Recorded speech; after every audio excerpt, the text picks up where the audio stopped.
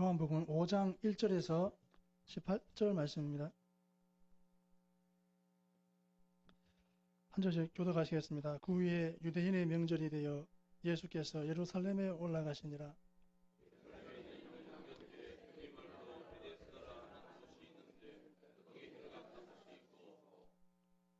그 안에 많은 병자, 맹인, 다리 저는 사람, 혈기 많은 사람들이 누워 물의 움직임을 기다리니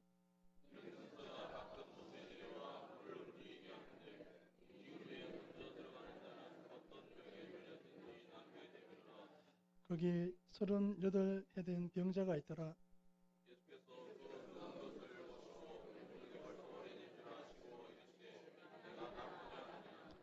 병자가 대답하되 주여 물이 움직일 때에 나를 못에 넣어주는 사람이 없어 내가 가는 동안에 다른 사람이 먼저 내려가나이다. 그 사람이 곧 나와서 자리를 들고 걸어가니라. 이날은 안식일이니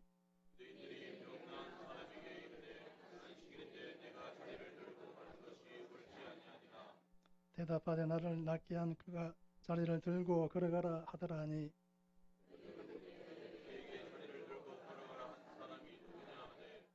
고침을 받은 사람은 그가 누구인지 알지 못하니 이는 거기 사람이 많으므로 예수께서 이미 피하셨습니다.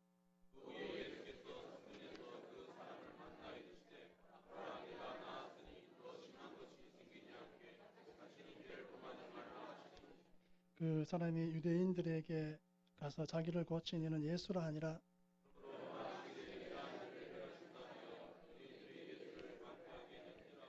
예수께서 그들에게 이르시되 내 아버지께서 이제까지 일하시니 나도 일한다 하시매 이로 말미암아 더욱 예수를 죽이고자 하니 이는 안식일을 범할 뿐만 아니라 하나님을 자기의 친아버지로 자기를 하나님과 동등으로 삼으심이라.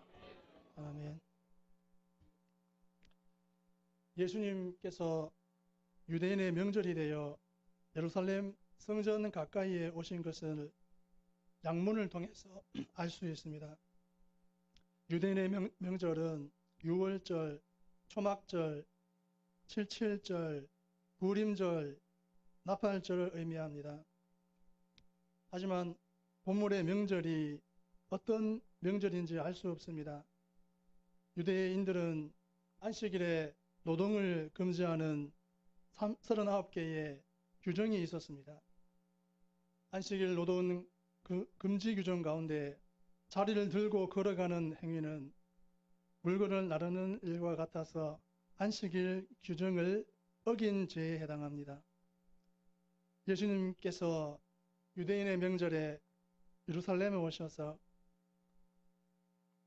양문 곁에 있는 베데스다 못 주변에 있던 38해 된 병자를 안식일에 치유하십니다. 치유받은 병자는 기적을 체험했지만 성전에서 예수님을 만난 후에 예수님을 유대인들에게 말합니다. 이 일로 유대인들은 예수님께서 안식일 규정을 위반한 범법자라고 생각하고 그를 핍박하기 시작합니다. 예루살렘 북동쪽에 있었던 것으로 추정되는 양의 문은 양들을 성전에 바치기 전에 깨끗하게 씻기 위하여 사용하였습니다. 1절에서 5절 말씀을 보시면 그 후에 유대인의 명절이 되어 예수께서 예루살렘에 올라가시니라. 예루살렘에 있는 양문 곁에 히브리 말로 베데스다라 하는 못이 있는데 거기 행각 5이 있고 그 안에 많은 병자, 맹인, 다리 저는 사람, 혈기 마른 사람들이 누워 물의 움직임을 기다리니 이는 천사가 가끔 못에 내려와 물을 움직이게 하는데 움직인 후에 먼저 들어가는 자는 어떤 병에 걸렸든지 낫게 되밀어라. 거기 38해 된 병자가 있더라. 아멘. 길을 모르는 사람은 어리석게 행할 수밖에 없습니다. 4절에 보시면 많은 병자들이 무엇 때문에 베데스다 못가에 행각에 모여 있는지 그 이유가 나옵니다. 그들은 우리가 보기에 미신처럼 들리는 신앙을 가지고 있었는데 천사가 가끔 모세에 내려와 그 물을 동하게 한다는 것과 그 후에 맨 먼저 물에 들어가는 사람은 무슨 병에 걸렸든지 낫게 된다는 것이었습니다. 그러나 우리는 먼저 이 믿음이 전혀 성경적인 근거를 가지고 있지 않습니다. 하나님께서는 한 번도 이에 대해 말씀한 적이 없으십니다. 이것은 단순한 민간 신앙이었을 뿐인데 하나님의 선민임을 자랑하는 상당수 유대인들이 이것이라도 붙잡고자 했다는 것은 그들의 고통이 어느 정도 심했는지 알만합니다. 그들은 지푸라기라도 잡고 싶은 심정이었습니다. 그들에게 필요한 것은 희망이었는데 이것을 줄 수 있는 사람이 아무도 없었으므로 어리석게 보일지라도 민간 신앙이나마 붙들고자 하였습니다. 당시 사회의 종교 지도자나 정치 지도자가 없었던 것도 아닙니다. 희망이 필요한 사람들에게 희망을 주는 사람이 없었습니다. 곁에 계신 예수 그리스도가 길이며 희망이건만 그들 중에 이 사실을 아는 이들이 심히 적었습니다. 사람을 견디기 힘들게 만드는 것은 문제에 해답이 보이지 않을 때입니다. 사울 왕이 위급한 지경에 이르렀을 때에 엔돌에 있는 접신녀를 찾아가서 도움을 요청한 일이 있습니다. 그가 무엇 때문에 하나님께서 미워하시는 이런 일을 행했을까요? 문제의 답이 보이지 않았기 때문입니다. 그가 하나님께 물었으되 하나님께서는 꿈으로도 우림으로도 선지자로도 대답하지 않으셨으므로 접신녀에게 갔습니다. 오늘날에도 우리 주변에는 이와 같이 행하는 사람들이 적지 않습니다. 그러므로 우리는 그들을 비난하고 욕하기 전에 왜 그들이 이러한 선택을 할 수밖에 없었는지 살펴보고 그들이 절망을 극복할 수 있도록 그 길을 가르쳐 줘야 합니다. 그들에게 필요한 것은 무조건적인 비난이 아니라 지혜로운 길 안내입니다. 희망이 없다고 생각하는 사람들에게 우리는 소망의 그리스도를 알게 해줘야 합니다. 또한 길을 알지 못하여 방황하는 이들에게 길이신 예수님을 가르쳐 줘야 합니다. 이것은 성도인 우리가 이 세계 속에서 반드시 감당해야 할 사명입니다. 예수님은 오늘도 사람의 절망 가운데로 걸어오십니다. 5절에 보시면 5개의 행각들 안에 여러 명의 병자들이 대기하고 있었는데 그 중에 하나는 38해 동안 병고에 시달리던 사람이었던 것이 나옵니다. 그의 병이 중증이었다는 것과 회생의 가능성이 전혀 없는 상태였다는 것을 알 수 있습니다. 누구보다도 주님의 도움이 절실하게 요청되는 사람이었습니다. 38해라는 긴 기간을 병과 싸우고 있었으니 그는 몰골이 많이 아니었을 것이며 정신적으로도 상당히 피폐해져 있었을 게 분명합니다. 명절에 예루살렘에 오신 예수님께서는 이 사람을 찾아오셨습니다. 그분은 가만히 앉아서 도움이 필요한 사람들에게 찾아오라고 말씀하지 않으시고 먼저 그들을 찾아가십니다. 이런 의미에서 근본 하나님의 본체이신 그리스도께서 우리와 똑같은 사람이 되사 이 땅에 오셨다는 사실은 시사하는 바가 매우 큽니다. 주님은 모든 사람의 가까이에 계십니다. 그러므로 어떤 형편 가운데 있는 사람이든지 그분께 도움을 청할 수 있으며 주님께서는 기꺼이 응하십니다. 주님의 사역에 두드러진 특징 가운데 하나가 두루 다니시는 것인데 이것은 인간의 절명 가운데로 찾아오시는 그분의 모습을 잘 보여줍니다. 우리는 이 땅에 절망에 빠진 모든 이들에게 이러한 사실을 알려주어야 합니다. 이것이 그들에게 희망을 주는 일입니다. 예수님께서 탄생하시던 밤에 천사가 들에 있는 목자들에게 전한 말이 무엇입니까? 온 백성에게 미칠 큰 기쁨의 좋은 소식을 전한다는 것이었습니다. 예수님의 소식은 모든 사람들에게 큰 뉴스이며 좋은 뉴스입니다. 절망하는 이들의 인생 속에 그분이 들어오시면 희망이 넘치게 되고, 고뇌와 번민에 시달리는 이들의 인생 속에 그분이 들어오시면 평안이 넘치게 됩니다. 슬프고 우울한 삶을 사는 이들의 인생 속에 그분이 들어오시면 기쁨이 넘치게 됩니다.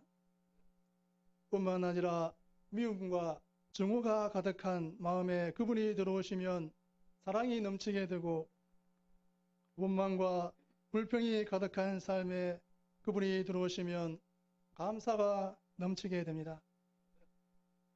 예수님께서 누구의 인생 속에 들어가시든지 거기에 놀라운 변화가 나타나며 그 순간부터는 그는 더 이상 절망의 지배를 받지 않고 희망이 넘치는 삶을 살게 됩니다. 4년 초가에 어려움을 만나서 모든 것이 끝났다고 생각하는 분들이 계십니까? 지금 이 순간도 가까이 다가오시며 손 내미시는 예수님을 바라보십시오. 그분을 바라보고 모셔드리는 순간 모든 상황이 완전히 바뀌게 되는 역사를 체험하게 됩니다. 6절에서 9절 말씀을 보시면 예수께서 그 누운 것을 보시고 병이 벌써 오래된 줄 아시고 이르시되 내가 낫고자 하느냐? 병자가 대답하되 주여 물이 움직일 때에 나를 못에 넣어주는 사람이 없어 내가 가는 동안에 다른 사람이 먼저 내려가나이다. 예수께서 이르시되 일어나 네 자리를 들고 걸어가라 하시니 그 사람이 곧 나와서 자리를 들고 걸어가니라. 이 날은 안식일이니. 아멘. 예수님께서 계신 곳에 참된 자유가 있습니다. 8절과 9절은 일어나 내 자리를 들고 걸어가라는 주님의 말씀에 따라 병자가 스스로 일어나 자리를 들고 걸어간 사실을 보도하고 있습니다. 즉 당사자는 물론이고 그 사람의 가족이나 그를 아는 어떤 사람도 기대할 수 없었던 놀라운 기적이 베데스다 연못가에서 일어났습니다. 유대 종교 지도자들이나 당대 최고의 의원들 중에 이런 일이 있을 것을 알았던 사람은 아무도 없었습니다. 이 사건을 통해서 우리는 예수님께서 계신 곳에 참된 자유가 있음을 확인하게 됩니다. 예수님을 만남으로 38해 동안 병에 사로잡혀 고생하던 사람이 그 지긋지긋한 고통의 짐에서 놓여 자유하게 되었습니다. 우리는 성경에서 이 사람 외에도 예수님을 만나 자신을 짓누르던 무거운 짐을 벗어버리게 된 많은 사람을 만날 수 있는데 그들에게서 발견되는 공통점은 예수님을 믿었다는 사실입니다. 산에서 내려오시는 예수님을 만나 도움을 청한 나병 환자가 그랬으며 또 중풍병으로 자리에 누워 고통하는 하인을 위해 예수님께 도움을 청한 백부장이 그랬으며 12해를 혈루증으로 앓던 한 여자 또한 그러하였습니다. 이와 같이 예수님은 우리의 모든 짐을 벗겨주사 자유케 하시는 분입니다. 하지만 모든 사람이 이 은혜에 참여하는 것은 아닙니다. 믿음이 있는 사람, 예수님께 대한 믿음을 고백하는 사람들만 그분이 주시는 자유를 얻을 수 있게 됩니다. 죄로부터의 자유를 비롯하여 인간을 억압하는 모든 무거운 짐들로부터 완전히 벗어나게 됩니다. 누구든지 예수님을 믿기만 하면 놀라운 축복을 소유하게 됩니다. 이것은 많은 돈을 들여서 살 수 있는 것이 아니며 권력, 지식, 명예 등 어떤 것을 주고서도 바꿀 수가 없는 참으로 귀한 보배입니다. 예수님께서 주시는 자유만이 우리에게 참된 행복과 영원한 미래를 보장하여 줍니다. 누구든지 이 자유를 얻지 못하면 여전히 죄의 종으로 살다가 절망에 떨어질 수밖에 없으므로 그가 누구이고 어떤 지위에 있든지 간에 참으로 불행할 수밖에 없습니다. 사람이 예수님을 믿는 일이 이처럼 소중함을 명심하고 주변에 믿지 않는 친구들이나 이웃들에게 부지런히 이 사실을 알려주어야 하겠습니다. 10절에서 13절 말씀을 보시면 유대인들이 병 나은 사람에게 이르되 안식일인데 내가 자리를 들고 가는 것이 옳지 아니하니라. 대답하되 나를 낫게 한 그가 자리를 들고 걸어가라 하더라니. 그들이 묻되 너에게 자리를 들고 걸어가라 한 사람이 누구냐 하되 고침을 받은 사람은 그가 누구인지 알지 못하니 이는 거기 사람이 많으므로 예수께서 이미 피하셨음이라. 아멘. 신앙을 가지는 것은 취미가 아니라 인생의 생사를 가름하는 선택입니다. 유대인들이 병 나은 사람에게 그 자리를 들고 가라고 명한 사람이 누구인지 물은 것이 나옵니다.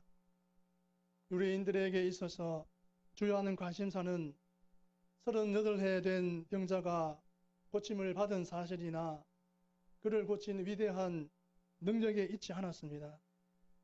그들은 오직 38해 된 병자를 고친 예수님께서 자신들의 율법적 권위에 도전하고 있다는 사실에만 관심을 두었습니다. 그들은 선지자는 물론이고 하나님이시라도 자신의 율법적 권위에 도전한다면 용서하지 않을 태세였습니다. 그들을 묶고 있는 고정관념의 틀이 어느 정도 견고했는지 짐작할 만합니다. 그들이 중시한 것은 하나님의 뜻이 아니라 자신들의 생각이었습니다. 그들은 하나님께서 무엇을 원하시고 또 명하셨는지에 대해서는 그의 관심이 없었고 자신들이 원하는 것만을 힘써 추구했습니다. 우리는 그들이 죽기를 각오하고 고수하고자 했던 종교적 전통을 하나님의 뜻과 혼동해서는 안 됩니다. 그들의 종교적 전통은 하나님께서 주신 율법이나 뜻과는 거리가 먼 것이었습니다. 자신들의 생각으로 만들어낸 것이었습니다. 그들의 마음 속에는 이미 이것들이 견고한 진을 형성하고 있어서 하나님의 말씀이 들어가 거할 틈이 없었습니다. 그러나 성경이 가르치는 바른 신앙은 자신의 생각에 하나님의 뜻을 맞추려는 것이 아니라 하나님의 뜻에 자기를 온전히 굴복시키는 삶입니다. 자기의 생각이나 종교적 전통 따위는 하나님 앞에서 조금도 중요한 것이 못 됩니다. 설령 그것이 절대 다수의 지지를 받고 있다 할지라도 하나님의 뜻과 배치된다면 과감히 버려야 할 것들에 지나지 않습니다. 하나님의 약속에 참여하게 되는 이들은 종교적 전통에 충실한 사람이나 자신의 생각을 절대시하는 사람이 아니라 오직 하나님의 뜻대로 행하는 자들입니다.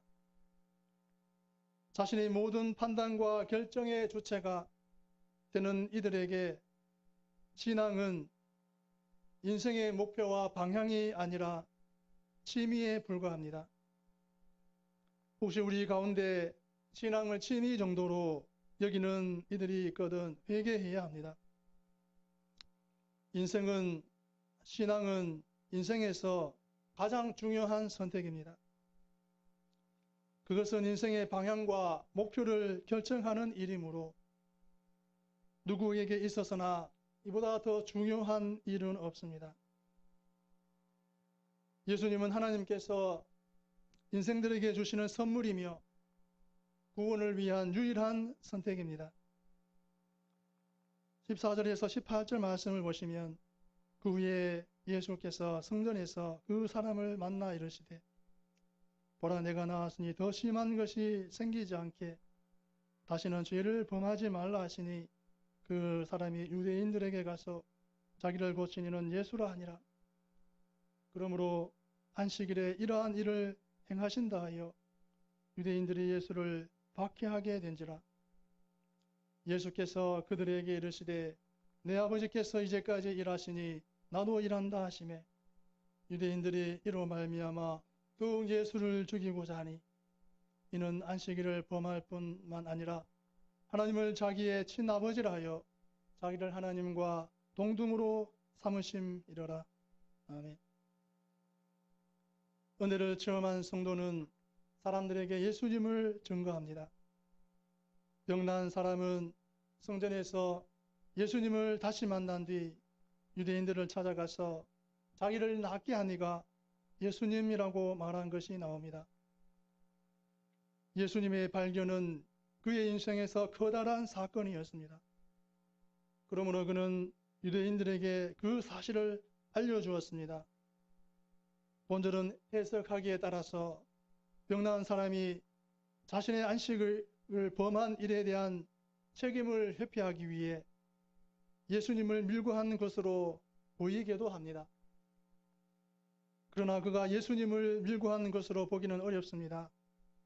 그는 체험적인 신앙을 가진 사람이며 자신이 만난 이 위대한 분에 대해 증거해야 한다고 생각하였기에 순수한 마음에서 이와 같이 했습니다. 그는 자신의 이러한 행동으로 인하여 예수님께서 박해받으시리라는 것은 꿈에도 생각지 못했던 게 분명합니다. 그는 새로운 인생의 기회를 얻은 감격에 넘쳐 있었고 이것을 가능하게 하는 그분의 이름을 많은 사람들에게 알리는 게 마땅하다고 여겼을 뿐입니다. 예수님을 만나서 새로운 삶을 시작하게 된 이들은 누가 시키지 않더라도 이처럼 예수님의 이름을 증거하게 되어 있습니다. 그래서 체험적인 신앙이 중요합니다. 예수님을 직접 만난 경험이 있어야 철저한 소명의식을 가지게 되고 주님의 일에 충성할 수 있습니다. 우리가 아는 대로 바울이 끝까지 예수님을 위해 충성할 수 있었던 것은 다메섹 도상에서 그분을 만난 경험 때문입니다. 예수님을 만난 경험은 확신의 근거가 되며 이것이 있어야만 사람들 앞에서 예수님에 대해 증거할 수 있습니다. 참된 신앙은 경험을 수반합니다. 예수님을 믿는다는 것은 자신의 인생 왕자에 그분을 모셔드리는 것이므로 만남이 필수적입니다. 신앙은 인생의 방향을 근본적으로 바꾸는 일이어서 반드시 경험이 바탕이 됩니다. 다른 사람을 가르치려고 하면 지식이 필수적이듯이 예수님의 증거자로서 살려고 하면 은혜 체험이 반드시 있어야 합니다. 이러한 체험이 예수님을 믿는다는 확실한 증거가 됩니다. 믿는 사람들에게는 하나님께서 성령님을 선물로 주시기 때문에 참으로 예수님을 믿는 이들은 반드시 은혜를 경험하게 되어 있습니다. 그리고 이와 같은 은혜의 경험은 그를 예수님의 증인이 되도록 이끌어 갑니다. 단지 다른 사람을 통해 듣기만 한 사람들은 확신을 가지기가 어렵지만 직접 경험한 이들은 다릅니다. 이 사람들은 자신이 발견한 위대한 진리를 마음속에 묻어둔 채 침묵할 수가 없으므로 다른 사람들에게 말합니다. 사람은 누구나 정상적으로 호흡을 해야만 살 수 있습니다. 숨을 들이마시기만 하고 밖으로 내쉬지 않는다면 그는 질식하게 되고 맙니다. 들이마시면 내쉬게 되어 있듯이 은혜를 체험한 이들은 자연히 예수님을 증거하게 됩니다. 우리가 예수님이라는 이름을 알지 못하고 듣기도 전에 이미 그분은 우리를 아시고 사랑하셨습니다. 우리가 지금 어떤 형편 가운데 처해 있든지 그분의 사랑을 받는 자들이라는 점을 유념하고 감사해야 합니다. 주님의 은혜가 우리에게 임하여 이 세상 모든 이들과 구별되는 매우 특별한 존재가 되었습니다. 우리가 힘써야 할 일은 일체의 죄와 불의를 멀리하고 우리가 만난 예수님, 우리가 발견한 위대한 진리를 증거하는 삶입니다. 보물을 발견한 사람들은 다른 사람이 그것을 가져가게 될까 하여 보안 유지에 신경을 쓸 것이나 예수님을 만난 성도님은 이 사실을 가능한 대로 열심히 알려서 가능한 더 많은 사람들에게 그분을 만날 기회를 제공해야 합니다. 지금 우리에게 있어서 가장 시급한 일은 사람들로 하여금 예수님을 만나게 하는 일입니다. 유대인들은 예수님이 38해를 병으로 고통받는 일을 일으키시는 분이라는 것보다 안식일에 병을 고쳤다는 것을 문제 삼았습니다. 혹시 축하하고 기뻐해 주어야 할 일임에도 불구하고 마음속으로 못마땅해 하거나 괜한 트집을 잡고 있는 일은 없습니까? 우리는 혹시 더 크고 중요한 것을 보지 못하고 눈에 보이는 작은 것을 문제 삼지는 않습니까? 주님의 용서를 감사하고 죄를 떠나 거룩한 삶을 추구할 때 안식은 지속될 수 있습니다. 주님께서는 몸과 마음이 병들어 안식할 줄 모르던 이 사람을 치유하여 참된 안식의 의미를 우리에게 알려주십니다. 주님은 우리가 안식을 누리게 하시려고 쉬지 않으십니다. 우리가 쉴 때까지 그분은 쉬지 않으십니다. 우리가 주님을 의지할 때, 말씀으로 새롭게 창조될 때 그분도 쉬실 수 있습니다. 매일 주님께 순종하시는 날들이 되길 바랍니다. 기도하시겠습니다. 하나님 아버지, 사람이 어찌할 수 없었던 38해 된 병자를 예수님 찾아오셔서 고쳐주셨습니다. 하나님 아버지, 우리에게도 소원이 있고 바라는 것이 있습니다. 하나님, 우리가 소망 잃지 않고 응답해 주실 때까지 믿고 기다리는 우리가 되게 하소서. 예수님의 이름으로 기도합니다.